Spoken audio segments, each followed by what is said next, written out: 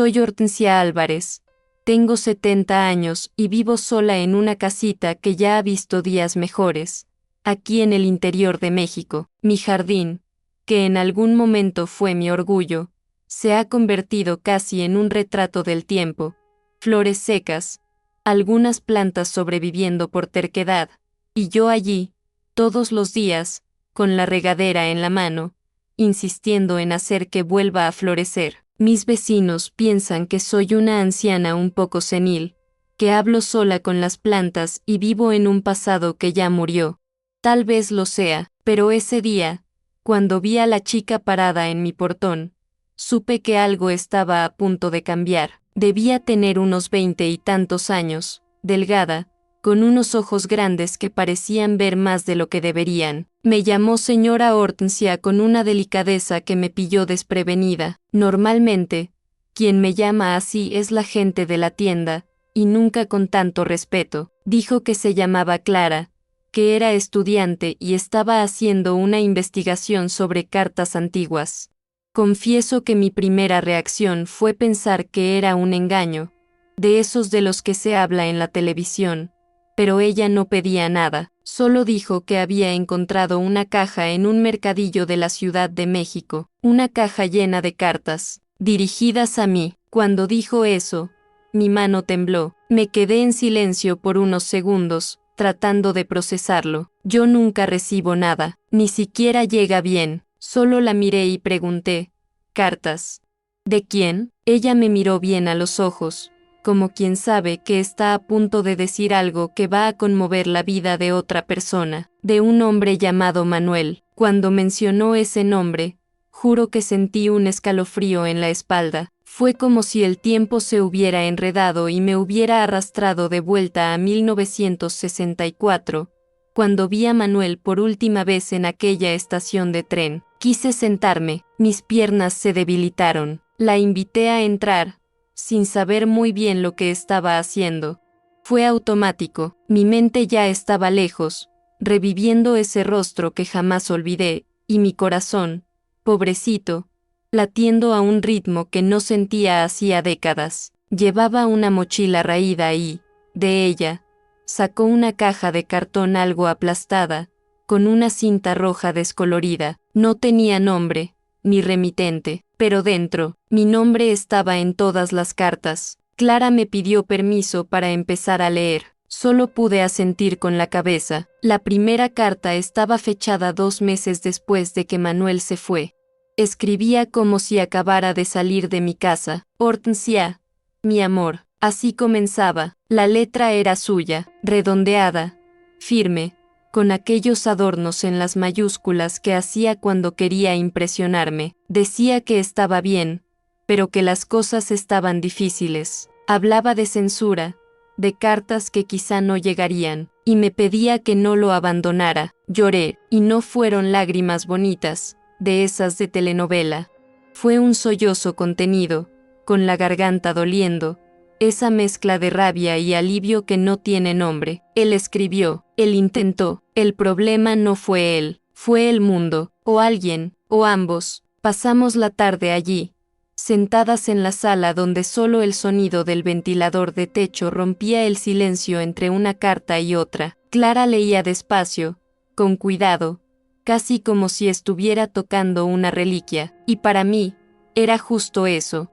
Cada carta era como desenterrar una parte de mí que había enterrado muy profundo, porque dolía demasiado. Dejé de creer que él volvería después de la tercera Navidad en silencio. Después de años, aprendes a no esperar más, pero nunca olvidas. Sus palabras hablaban de intentos frustrados, de cartas devueltas, de idas y venidas entre ciudades, de un miedo constante a ser arrestado por cosas que ni parecían delito. Escribía como si viviera bajo una sombra. Y, aún así, hablaba de mí como si yo fuera la luz que lo mantenía en pie. Escuchaba y era como si Manuel estuviera en la sala conmigo, de nuevo. En la sexta carta, Clara dejó de leer y me miró de una manera extraña. Dijo que necesitaba contarme algo. Me quedé en silencio, esperando. Ella contó que no sabía casi nada del abuelo por parte de padre, que siempre fue un tema algo nebuloso en su familia. Su madre decía que su padre, es decir, el abuelo de Clara, había sido un hombre ausente, pero que había dejado algunos recuerdos vagos, libros de poesía, unas fotos antiguas y una carta guardada que ella nunca entendió bien. Cuando Clara vio el nombre Hortensia Álvarez en una de las cartas del mercadillo, dijo que sintió un escalofrío, y ahora, leyendo todo aquello, casi estaba segura, Manuel podría ser su abuelo. No sabía qué decir. Mi mente daba vueltas, tratando de conectar las piezas. Manuel tuvo una hija, y esa niña podría ser realmente mi nieta. En ese momento, confieso que sentí ira, no hacia Clara, ni hacia Manuel. Era una ira algo ciega, sin dirección, mezclada con un dolor antiguo que regresó como un golpe en el pecho. La idea de que él tuvo una vida lejos de mí, una hija, tal vez incluso una familia, me golpeó como un puñetazo, y yo, me quedé aquí, regando flores muertas y esperando cartas que nunca llegaron. Pasé mis dedos por el sobre amarillento que Clara había dejado sobre la mesa y pensé si había valido la pena amar de esa manera, pero, al mismo tiempo, veía los ojos de ella brillar con cada palabra leída. Hablaba de él con una hambre de pertenencia, como alguien que pasó toda la vida buscando una parte que le faltaba, y entendí, porque yo también tenía ese vacío dentro de mí. En el fondo, las dos éramos el resultado de ese mismo silencio. Después de un tiempo, la ira dio paso a algo diferente. Un sentimiento difícil de explicar. Era como si estuviera ante una segunda oportunidad, no para vivir lo perdido, sino para entender. Clara siguió leyendo las cartas, y en una de ellas, Manuel mencionaba que intentó regresar a México 3 veces, pero siempre algo lo impedía. Hablaba de nombres que no reconocía, de censores, de un primo distante que se encargaría de entregar todo en caso de que algo sucediera, y fue entonces cuando lo entendí. Ese tal primo tenía el mismo apellido que un tío mío que trabajó en correos durante un tiempo, allá en los años 70. Nunca supe exactamente lo que hacía allí, pero ahora parecía tener sentido. Tal vez él haya guardado o incluso vendido esas cartas. Tal vez fue él quien enterró el único puente entre Manuel y yo. Temblaba solo de pensar en esa posibilidad, pero ya era demasiado tarde para exigir explicaciones. Él murió hace años. Pedí una pausa. Fui al jardín con la regadera en mano, pero esta vez no era solo por costumbre. Necesitaba respirar, ver las plantas, poner los pies en la tierra. Clara me siguió en silencio, respetando mi tiempo. Ese jardín ha visto todas mis etapas: el amor, la espera, la soledad, la rabia, y ahora aquello, una mezcla de reencuentro y duelo tardío. Me quedé allí mirando las flores marchitas, como si esperara que alguna de ellas tuviera una respuesta. La verdad es que nunca supe enterrar ese amor de manera adecuada. Siempre me encontraba pensando si él me había olvidado o si simplemente nunca se importó. Y ahora, descubrir que él intentó, que no solo me amó, sino que luchó por mantener el contacto, era demasiado para asimilar de una vez. Me sentí ridícula por haber dudado de él, y, al mismo tiempo, un poco aliviada por saber que no estaba loca. Mi corazón no mintió. Volví adentro con los ojos aún húmedos, pero con una decisión. Le pedí a Clara que dejara conmigo las cartas por un tiempo. Quería releerlas con calma, a mi ritmo. Ella estuvo de acuerdo, pero antes de eso, me pidió que le mostrara una foto. Era una imagen antigua, ya algo descolorida, en blanco y negro, un hombre joven con un bebé en brazos. Cuando vi su rostro, mi corazón se aceleró. Era Manuel, más viejo de lo que recordaba, pero con la misma mirada. Y allí, en sus brazos, estaba una niñita de cabello muy oscuro, con grandes ojos. Probablemente la madre de Clara. Fue como ver una línea de tiempo que jamás imaginé que existiera, una vida que transcurría paralela a la mía, y que ahora cruzaba mi camino de una manera tan extraña como hermosa. Nos quedamos allí, mirando la foto en silencio. Era como si, por unos segundos, el tiempo se hubiera detenido solo para permitir que ese momento sucediera. A la mañana siguiente, desperté antes del sol. Hacía tiempo que no sentía eso, una ansiedad que no era dolor, pero tampoco era exactamente agradable. Preparé un café fuerte, tal como le gustaba a Manuel, y me senté en la mesa con la primera carta de nuevo. Leí en voz alta, como si él pudiera oírme. Lloré, reí, murmuraba respuestas. Fue casi una conversación. Ese hombre no solo me amó, sino que resistió al tiempo, a la distancia, a la censura, y aunque la vida nos separó, él dejó pedazos de sí mismo atrás, y ahora tenía acceso a todo. Me quedé allí por horas, releyendo, absorbiendo, tratando de recordar los olores, las sensaciones, como era escuchar su voz. Era como si cada palabra de las cartas disolviera una grieta dentro de mí. Al final de la tarde, Clara regresó. Trajo un pequeño florero con una flor diminuta, pero muy colorida. Dijo que la encontró en una floristería de la ciudad vecina y que su nombre, según las cartas, era la famosa flor de la esperanza.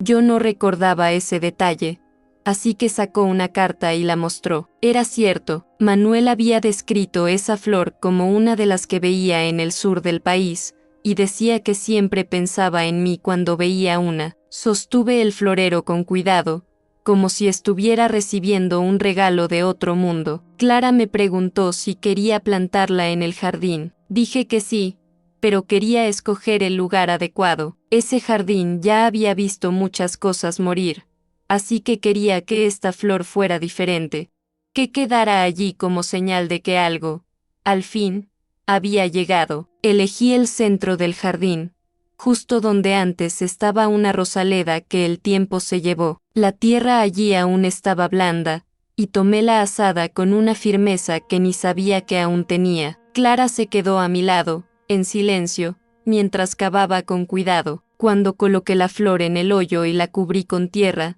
sentí algo difícil de explicar, como si estuviera enterrando el duelo, pero plantando al mismo tiempo un recuerdo vivo. No dije nada, solo respiré hondo y dejé que la emoción hiciera su trabajo. Luego, fui a buscar la regadera y regué la planta con el mismo cariño con que regué tantas flores secas durante años. Pero esta no era un recuerdo de lo que fue, era una promesa de lo que aún podía ser. Miré a Clara y vi que ella también lo entendía. Nos sentamos lado a lado en un banco de madera que ya estaba algo torcido, pero aún resistía. El cielo empezó a cambiar de color, ese tono anaranjado que siempre me evocaba nostalgia sin razón aparente. Clara apoyó la cabeza en mi hombro, y yo lo permití. Fue la primera vez en mucho tiempo que sentí un tipo de paz diferente. No era esa falsa tranquilidad de la rutina, sino algo más profundo, como si el tiempo finalmente me hubiera devuelto algo. Clara me dijo que quería volver otro día, releer las cartas conmigo de nuevo, y tal vez hasta escribir un artículo con la historia de Manuel. No sé si todo aquello era suerte, destino o simplemente una coincidencia loca, pero por primera vez en muchos años, dije, puedes volver cuando quieras. Y lo dije en serio. En los días que siguieron, mi rutina cambió. Todavía me despertaba temprano, todavía tomaba mi café fuerte, pero ahora había un propósito en todo. La flor de la esperanza necesitaba cuidados, pero yo también. Me encontraba sonriendo al ver a Clara acercarse al portón, siempre con una carpeta nueva de anotaciones, alguna pregunta en la punta de la lengua y, a veces, simplemente con ganas de sentarse y escuchar. Ella trajo vida a mi casa de una manera que ya no esperaba experimentar. A veces, entre una carta y otra, preguntaba cómo era Manuel en los buenos tiempos, cómo caminaba, cómo hablaba, y yo recordaba todo. No como una anciana nostálgica, sino como alguien que, finalmente, pudo abrir la gaveta de la memoria sin temor a desmoronarse. En una de esas conversaciones, Clara mostró un poema que encontró en el fondo de la caja, suelto, sin sobre. Era diferente a las cartas. Tenía un tono más íntimo, más crudo, y al final, una firma diferente para mi flor eterna. H. Eso me tomó por sorpresa, nunca supe que él escribía poesía de esa manera. Escribía para periódicos, para revistas, pero aquello era solo suyo, y mío. Clara dijo que quería publicar ese poema junto con el artículo, y me preguntó si lo permitiría. Pensé por un tiempo, era una parte de mí, pero también era la pieza que faltaba en el mundo para mostrar quién fue él. Dije que sí, porque ahora, más que nunca, entendía que el amor no es solo lo que se vive, es también lo que queda, incluso cuando todo parece perdido. La semana siguiente, Clara trajo una copia del poema ya mecanografiado, formateado con cuidado. Estaba hermoso, quería presentarlo en una feria de literatura de la universidad, como parte de un proyecto sobre cartas censuradas durante periodos de represión en México. Ver el nombre de Manuel allí, con ese poema tan personal, me dio un orgullo que no sé explicar. Era como si, después de tanto tiempo olvidado, él estuviera siendo reconocido no solo como el hombre al que amé, sino como el poeta que fue, un poeta que resistió con palabras, que creía en el amor, incluso cuando todo a su alrededor se desmoronaba, y yo estaba allí, viva, leyendo su nombre en un papel que atravesó décadas para finalmente ser leído en voz alta. Nunca imaginé que ese día llegaría. La noche anterior a la presentación del poema, Clara se quedó a dormir aquí.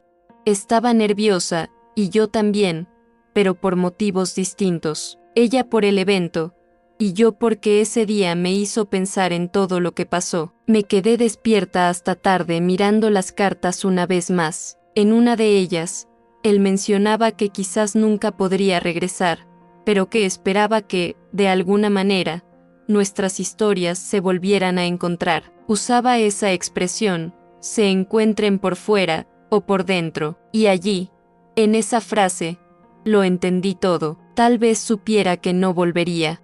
Tal vez había escrito esas cartas más para sobrevivir que para que fueran leídas, pero lo que él no sabía, y lo que ni yo podría imaginar es que ese encuentro sí llegaría, no como él pensaba, sino a través de Clara, y que, de alguna manera, él logró volver a mí. El día de la presentación, Clara me pidió que la acompañara. Dudé, no me sentía parte de ese mundo académico, de jóvenes apresurados, celulares en mano, todo demasiado moderno. Pero ella insistió, y en el fondo, yo quería ver.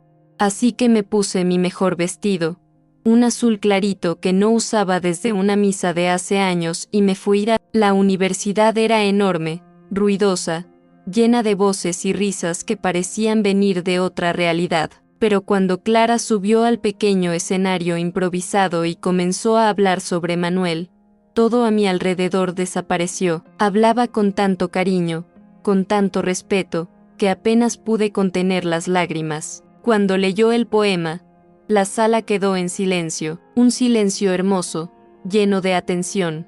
Parecía que todos estaban escuchando el alma de él, aunque no lo conocieran. Después del evento, algunas personas vinieron a hablar conmigo, me abrazaron, elogiaron la historia, preguntaron más sobre Manuel. Una señora dijo que también había perdido a alguien durante los difíciles años de censura, y que escuchar aquello le trajo paz. Nunca imaginé que mi dolor, tan silencioso, tan particular, pudiera conmover a otras personas. Fue en ese momento cuando comprendí que esperar por él todos esos años, incluso sin saber, tuvo un propósito, que las flores secas que regué no fueron en vano. La historia que parecía olvidada, sofocada por el tiempo y la distancia, ahora estaba viva de nuevo. Clara me miró con una sonrisa llena de emoción, y yo le sonreí de vuelta. Por primera vez en muchos años, sentí que algo se cerraba dentro de mí, no como un final triste, sino como un ciclo que, al fin, se completó. Regresamos a casa esa tarde, cansadas, pero ligeras. El cielo estaba naranja de nuevo, igual que el día en que plantamos la flor de la esperanza. Pasé por el jardín y me detuve frente a ella. Había crecido, no mucho, pero lo suficiente para mostrar que estaba viva y bien. Clara se quedó a mi lado, en silencio. Dije que tal vez deberíamos plantar más, una para cada carta, una para cada recuerdo que, ahora, ya no dolía tanto. Ella encontró la idea hermosa, y de repente, vi ese jardín con otros ojos. Durante tantos años, fue un cementerio de recuerdos, pero ahora, tal vez podría ser un lugar de renacimiento, no del tipo que borra el pasado, sino del tipo que lo entiende y sigue adelante de todos modos. Unos días después, Clara regresó a la ciudad, pero dejó una copia de todas las cartas conmigo, organizadas en orden cronológico, con fechas y anotaciones. Dijo que quería que tuviera todo allí, como un libro de mi propia vida.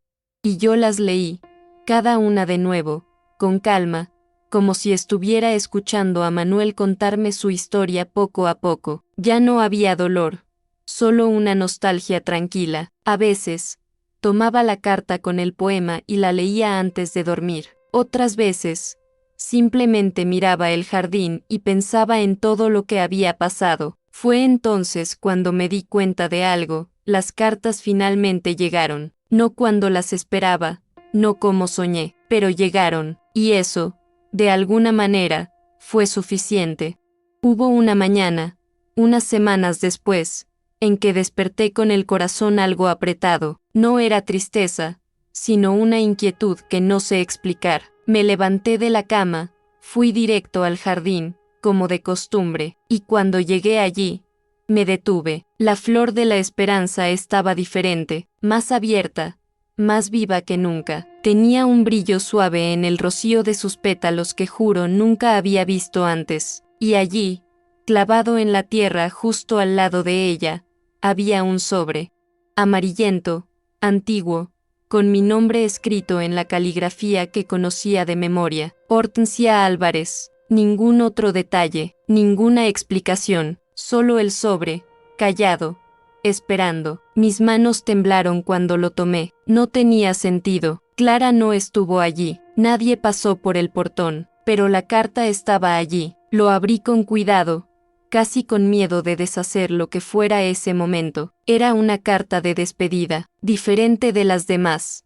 En ella, Manuel decía que no sabía si alguna de las cartas llegaría, pero que si algún día el universo lo permitía, esperaba que una, solo una encontrara el camino hasta mí. Era la más corta de todas. Decía únicamente, si estás leyendo esto, entonces el tiempo, al fin, nos ha perdonado. Cuida de las flores, mi flor. La leí, la volví a leer. Me senté allí en el suelo de tierra compacta y lloré, no por dolor, sino por algo que aún hoy no sé nombrar. Era como si el mundo, por un segundo, hubiera reparado una falla antigua, como si esa carta hubiera esperado el momento justo para llegar. Y llegó. Hasta hoy no tengo idea de cómo apareció esa carta allí. Nunca hablé de ello con nadie más que con Clara. Ella intentó buscar una explicación. Claro, tal vez alguien la encontró. Tal vez se olvidó entre las demás y se cayó. Tal vez. Pero en el fondo, ni siquiera ella creía mucho en esas teorías. La verdad es que no importa. Lo que importa es que llegó. Cómo todo llegó. Las cartas, la verdad, Clara, la paz. Y desde ese día, cada vez que paso por el jardín, saludo a la flor de la esperanza como si Manuel estuviera allí, escuchando, y quizás lo esté,